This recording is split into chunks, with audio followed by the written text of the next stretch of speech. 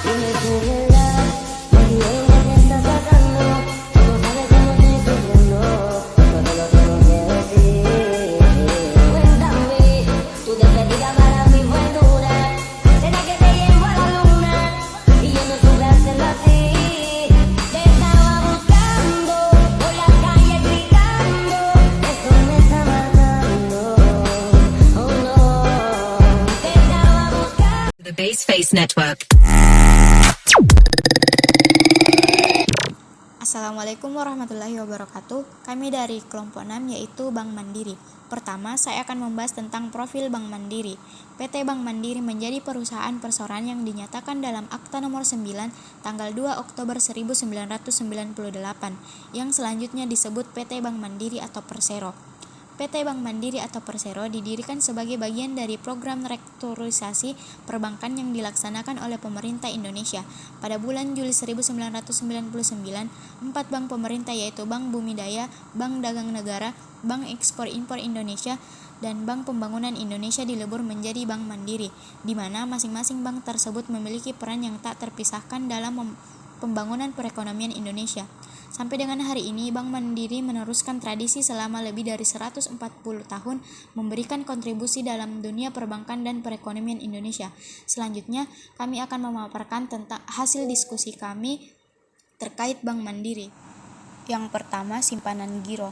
Undang-Undang Perbankan Nomor 10 Tahun 1998 tanggal 10 November 1998 menjelaskan bahwa yang dimaksud dengan giro adalah simpanan yang penarikannya dapat dilakukan setiap saat dengan menggunakan cek, bilet giro, sarana pemerintah pembayaran lainnya atau dengan cara pemindah bukuan. Pertama, apa itu simpanan giro? Simpanan giro adalah jenis simpanan yang memungkinkan nasabah untuk menarik uang secara langsung dari rekening giro tanpa perlu mengetahui saldo awalnya. Kedua, manfaat apa yang dapat diperoleh dari menggunakan simpanan giro? Simpanan giro memberikan fleksibilitas dalam mengelola keuangan sehari-hari karena memungkinkan penarikan uang secara langsung. Ketiga, bagaimana cara membuka rekening giro dan apa saja yang dibutuhkan?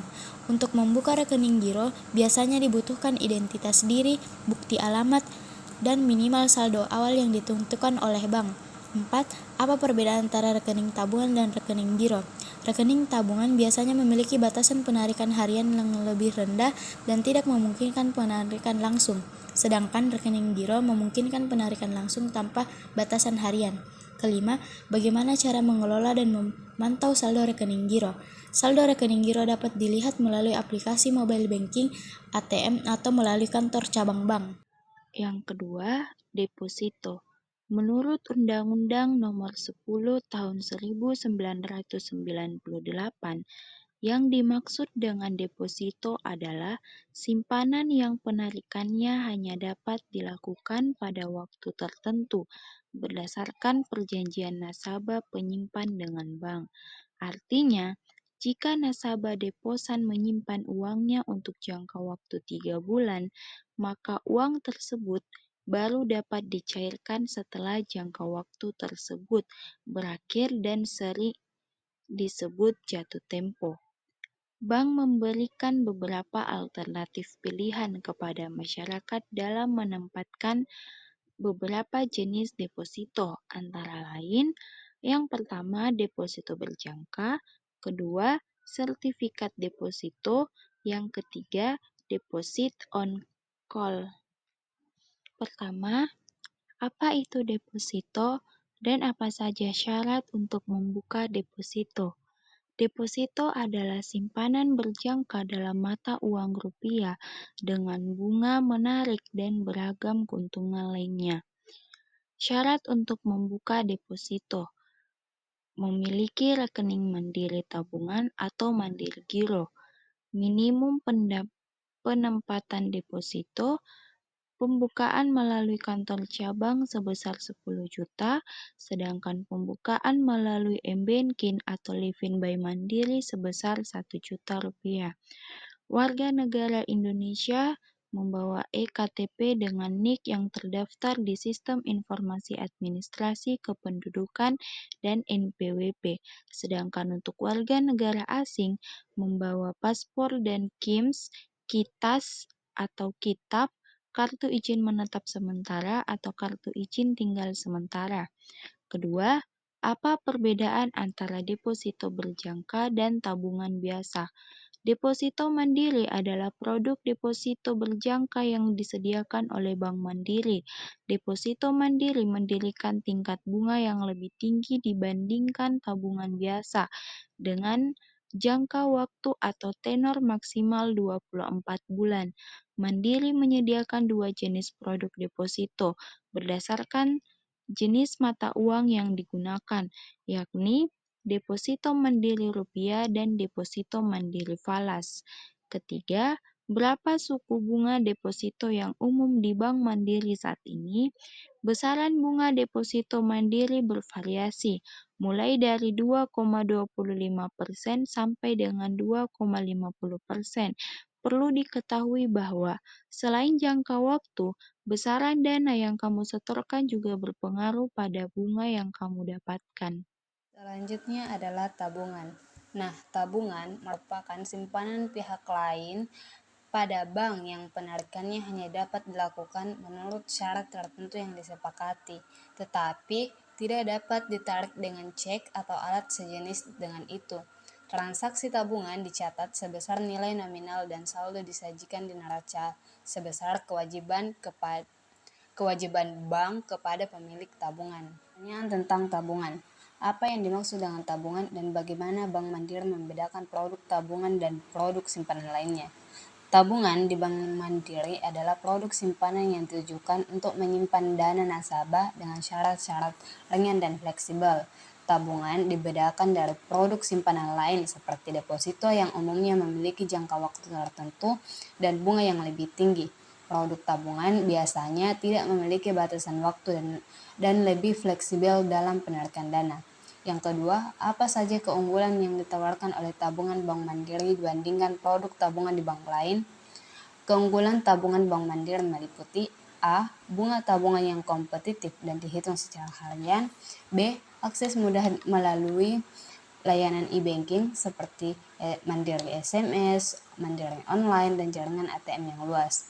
C. Tidak ada biaya administrasi bulanan untuk jenis tabungan tertentu seperti tabunganku yang dirancang untuk mudah nabung sembarangan. Yang ketiga, apa saja sarana yang disediakan oleh Bank Mandiri untuk nasabah melakukan penarikan tabungan?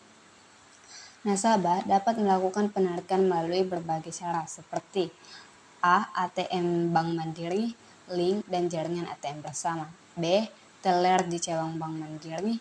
Yang C. Melalui aplikasi Living by Mandiri atau mobile banking. Surat berharga yang diterbitkan. Surat berharga yang diterbitkan merupakan surat-surat berharga yang diterbitkan oleh bank dan dijual kepada pihak lain untuk memperoleh dana.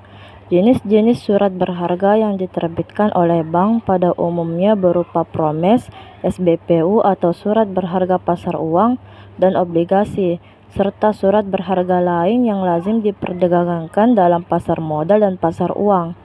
Penjualan surat-surat berharga ini dimaksudkan untuk meningkatkan likuiditas bank dengan memperoleh dana dari pihak ketiga. Perdagangan SBPU bisa antara bank komersial dengan lembaga keuangan, bukan bank, atau antar bank komersial dengan Bank Indonesia atau masyarakat umum selama memenuhi persyaratan yang ditetapkan oleh Bank Indonesia. Perdagangan SBPU dengan Bank Indonesia dilakukan secara lelang dengan sistem diskonto. Surat berharga yang diterbitkan. Adapun pertanyaan-pertanyaannya yaitu yang pertama, apa itu surat berharga dan bagaimana proses pembuatan surat berharga di bank? Surat berharga adalah dokumen yang memiliki nilai keuangan seperti wesel, saham, dan obligasi. Mereka lazim diperdagangkan dalam pasar modal dan pasar uang. Yang kedua, bagaimana cara kerja surat berharga dalam sistem keuangan? Surat berharga digunakan sebagai alat investasi dan sebagai jaminan untuk pinjaman. Mereka memungkinkan investor untuk membeli atau menjual aset keuangan yang memiliki nilai stabil dan potensi keuntungan. Yang ketiga, bagaimana cara memilih surat berharga yang tepat untuk investasi? Untuk memilih surat berharga yang tepat, Anda harus mempertimbangkan risiko dan potensi keuntungan. Anda juga harus memperhatikan kinerja perusahaan atau pemerintah yang menerbitkan surat berharga tersebut, serta tingkat bunga yang ditawarkan. Adapun Kredit yang diberikan. Menurut Undang-Undang Perbankan Nomor 10 Tahun 1998, kredit adalah penyediaan uang atau tagihan yang dapat dipersamakan dengan itu berdasarkan persetujuan atau kesepakatan pinjam-meminjam antar bank dengan pihak yang lain yang mewajibkan pihak meminjam untuk melunasi utangnya setelah jangka waktu tertentu dengan pemberian bunga. 1. Kredit apa yang paling banyak diminati oleh nasabah Bank Mandiri dan mengapa? Kredit yang paling diminati oleh nasabah Bank Mandiri biasanya adalah kredit pemilikan rumah atau KPR dan kredit usaha rakyat atau KUR. KPR diminati karena bunga yang kompetitif, sementara KUR banyak dicari oleh pengusaha kecil karena bunga yang rendah dan persyaratan yang lebih ringan. 2. Bagaimana cara Bank Mandiri menghitung bunga kredit untuk nasabah? Dan faktor apa saja yang mempengaruhinya? Bank Mandiri menghitung bunga kredit berdasarkan jenis kredit yang diambil. Beberapa faktor yang mempengaruhi adalah besaran pokok pinjaman, jangka waktu kredit, jenis bunga, serta kondisi pasar seperti suku bunga acuan. Selain itu, bank juga mempertimbangkan profil risiko peminjaman.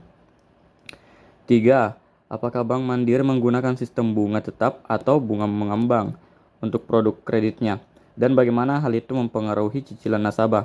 Bank Mandiri menggunakan baik sistem bunga tetap maupun bunga mengambang, tergantung jenis produk kredit. Bunga tetap memberikan kepastian jumlah cicilan, sedangkan bunga mengambang bisa berubah sesuai dengan kondisi pasar yang mempengaruhi besaran cicilan nasabah. Akan menjelaskan tentang kredit yang bermasalah. Kredit yang bermasalah adalah suatu keadaan di mana nasabah sudah tidak sanggup membayar sebagian atau seluruh kewajibannya kepada bank seperti yang telah dijanjikan. Pertama, faktor apa saja yang menyebabkan kredit bermasalah di Bank Mandiri? Yang pertama, kemerosotan ekonomi yang memengaruhi berbagai faktor industri. Yang kedua, risiko internal seperti lemahnya sistem pengawasan kredit atau analisis kredit yang tidak optimal. Yang ketiga, kondisi bisnis debitur yang mengalami penurunan kinerja atau kegagalan usaha. Yang kedua, apa langkah yang diambil Bank Mandiri untuk mencadangkan kerugian atas kredit bermasalah dalam laporan keuangannya? Bank Mandiri mencadangkan kerugian dan menyisihkan cadangan kerugian penurunan nilai atau CKPN. Ini dilakukan dengan menghitung kemungkinan kerugian yang timbul dari kredit macet dan mencatatnya sebagai beban dalam laporan keuangan. Hal ini sesuai dengan ketentuan dari Bank Indonesia mengenai pengelolaan risiko kredit. Yang ketiga, bagaimana dampak dari meningkatnya kredit bermasalah terhadap kinerja keuangan Bank Mandiri? Peningkatan kredit bermasalah menurunkan profitabilitas karena bank harus menyisihkan lebih banyak dana CKPN yang mengurangi laba bersih. Selain itu, risiko NPL yang meningkat dapat memengaruhi citra bank dan membuatnya lebih sulit untuk mendapatkan dana dari investor institusi keuangan lain. Kinerja bank secara keseluruhannya, termasuk return of asset dan return on equity, juga bisa tertekan. Yang terakhir, aktiva tetap. Aktiva tetap adalah aktiva berwujud yang diperoleh dalam bentuk siap pakai atau dengan dibangun lebih dahulu, yang digunakan dalam operasi perusahaan, tidak dimaksudkan untuk dijual dalam rangka kegiatan normal perusahaan, dan mempunyai masa manfaat lebih dari setahun. 1. Bagaimana perlakuan terhadap aktiva tetap yang sudah tidak dapat dipakai lagi? Aset tetap yang sudah tidak dipakai harus dikeluarkan dari laporan keuangan melalui penghapusan, dan kerugian terkait harus diakui dalam laporan laba rugi. Auditor harus menilai apakah penghapusan aktiva tetap ini telah dilakukan sesuai dengan kebijakan akuntansi. 2. Bagaimana perusahaan memperoleh aktiva tetap? Perusahaan dapat memperoleh aktiva tetap melalui pembelian, sewa, hibah, atau akuisisi. Auditor harus memverifikasi sumber perolehan tersebut dan memastikan pencatatan yang benar sesuai dengan standar akuntansi yang berlaku. Ketiga, mengapa aktiva tetap mengalami penyusutan? Aktiva tetap mengalami penyusutan karena adanya penurunan nilai ekonomi seiring waktu yang disebabkan oleh penggunaan, kehausan, atau inovasi teknologi. Penyusutan mencerminkan alokasi biaya perolehan aktiva tetap selama masa manfaatnya. Adapun kesimpulan yang dapat diambil dari laporan tersebut, yaitu dalam mengelola risiko kredit, Bank Mandiri memiliki sistem manajemen risiko yang kuat, terutama untuk kredit usaha kecil dan menengah, dengan tujuan untuk meminimalkan kredit macet dan menjaga kesehatan keuangan.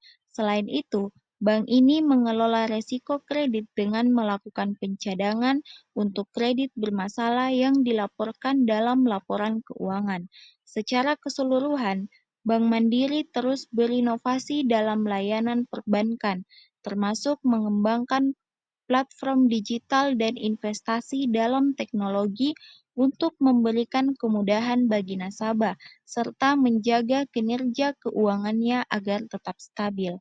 Sekian dari kelompok kami. Wassalamualaikum warahmatullahi wabarakatuh.